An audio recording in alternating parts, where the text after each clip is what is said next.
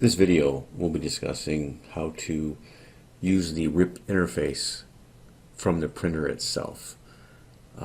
If you look at the screen of the printer, you'll notice one of the buttons that you can press. It's called the RIP interface. If you select that button, what you'll see on the screen is this window here. Now with this client, it's good to have the ability to look at a job. It comes off the printer. I'm going to go ahead and make an edit. I don't want to walk back to my workstation, or I'm standing here, so I want to go ahead and affect it now, so that can be done here. So one of the things that we see here is we have the ability to look at the jobs. You see the icons here. I've got thumbnails of what the job is and the different workflow, paper profile, any spot color adjustment, any offsets, rotations, collation, speed. You see these change based on what was selected when the job was entered into the system. What I can do here, I can do things like edit the job.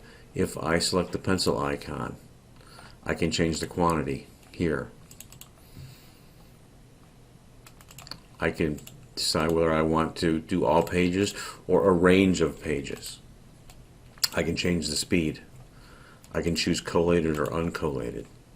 I can come down to this button and choose a different paper profile right here from the printer.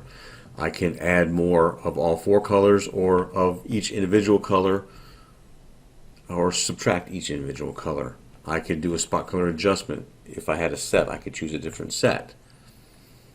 I can do some nudging. I can move it.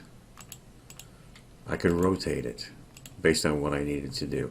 So these are all things that I can do here at the printer itself. I can delete the job out, go back to my workflow and resend it. I can stop a job from moving, or I can just go ahead and rerun it again the exact same way, just by going ahead and hitting that button and letting it go. I can do a search if I wanted to search the job. There's lots of jobs in the system and I wanted to search for a particular job. I get a little touch screen keyboard. I can start typing in the names of the jobs that I'm looking for. That's how we use the RIP interface on the printer itself.